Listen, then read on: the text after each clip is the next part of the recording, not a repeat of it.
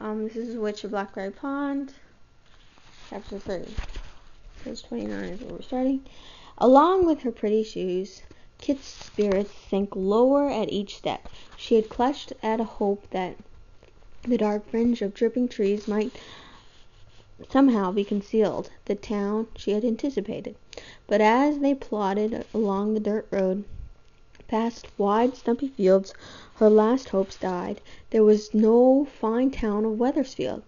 There was a mere settlement, far more lonely and dreary than Saybrook. A man in a leather coat and breeches led a cow along the road. He stopped to stare at them, and even the cow looked astonished.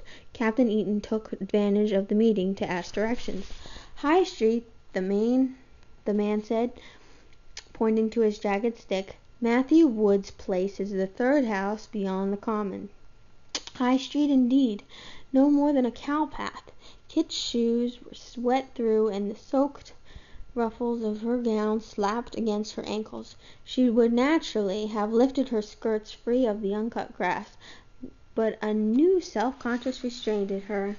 She was aware at every step of the young man who strode behind her, with a trunk balanced easily on each shoulder. She relaxed slightly at the first glimpse of her uncle's house. At least it looked solid and respectable as compared to the cabins they had passed. 2.5 stories it stood, gracefully proportioned, with leaded glass windows and clapboards weathered to a silvery gray.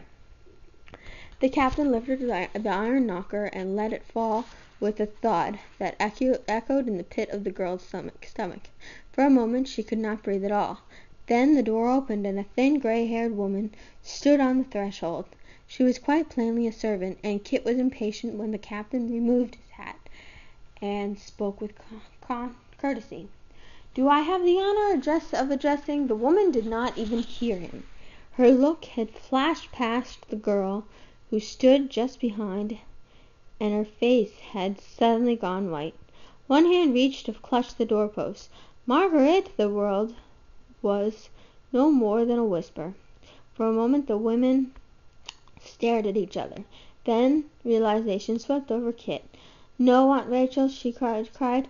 "Don't look like that. It is Kit. I am Margaret's daughter." "Kit! You mean— Can it possibly be Catherine Tyler? For a moment I thought— Oh, my dear child, how wonderful!" All at once such a warmth and happiness swept over her pale face that Kit too was startled. Yes, this strange woman was indeed Aunt Rachel, and once, a long time ago, she might have been very beautiful. Captain Eaton cleared his throat.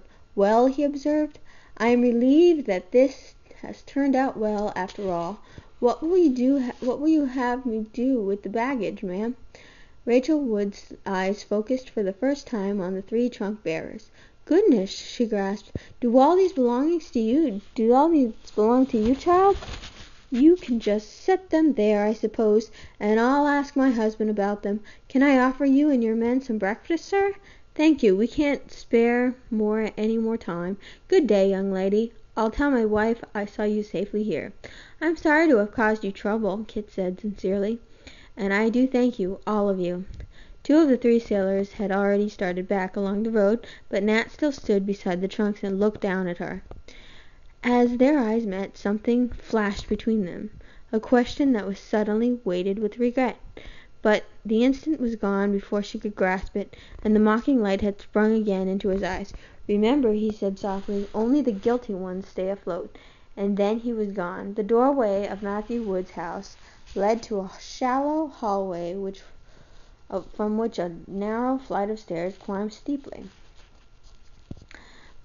Through a second door Kit stepped into the welcome of the great kitchen. In the fireplace that filled half one side of the room, a bright fire crackled, throwing glanced patterns of light on creamy plaster walls.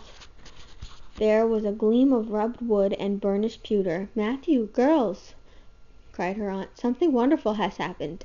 Here is Catherine Tyler, my sister, Margaret's girl, come all the way from Barbados." 3 people stared up at her from the plain board table. Then, from his place at the head, a man unfolded his tall, angular body and came toward her. "You are welcome, Catherine," he said gravely, and took her hand in his bony fingers. She could not read the faintest sign of welcome in his thin, stern lips, or in the dark eyes that glowered fiercely at her from under heavy, grizzled eyebrows. Behind him a girl sprang up from the table and came forward. "This is your cousin, Judith," her aunt said, and Kit grasped with pleasure. Judith's face fulfilled in every exquisite detail the picture she had treasured of her imagined aunt. The clear white skin, the blue eyes under a dark fringe of lashes, the black hair that curled against her shoulders, and the haughty lift of her perfect small chin. The girl could have been the toast of a regiment. "And your other cousin?" "Mercy!" The second girl had risen more slowly, and at first Kit was only aware of the most extraordinary eyes she had ever seen, gray as the vein at sea, wide and clear and filled with light. Then, as Mercy stepped forward, one shoulder dipped and jerked back grotesquely, and Kit realized that she leaned on crutches. "How lovely!" breathed Mercy, her voice as arrested as her eyes. "To see you after all these years, Catherine. Will you call me Kit?" The question sounded abrupt. Kit had been her grandfather's name for her, and something in Mercy's smile had reached straight across the gulf so that suddenly she wanted to hear the name spoken again. "Have you had breakfast?" "I guess not. I hadn't even thought of it." "Then 'tis lucky we are eating late this morning," said her aunt. Take her cloak, Judith. Come close to the fire, my dear. Your skirt is soaked." As Kit drew back the woolen cloak, Judith's reaching hand fell back. "My goodness!" she exclaimed. "You wore a dress like that to travel in?" In her eagerness to make a good impression, Kit had selected the dress with care, but here in this plain room it seemed over elegant.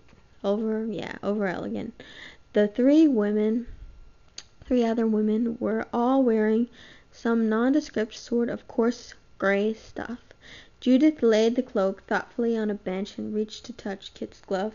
"What beautiful embroidery," she said admiringly. "Do you like them? I'll give you some just like them if you like. I have several pairs in my trunk." Judith's eyes narrowed. Rachel Wood was setting out a pewter mug and spoon and a crude wooden plate. This is shade page 30.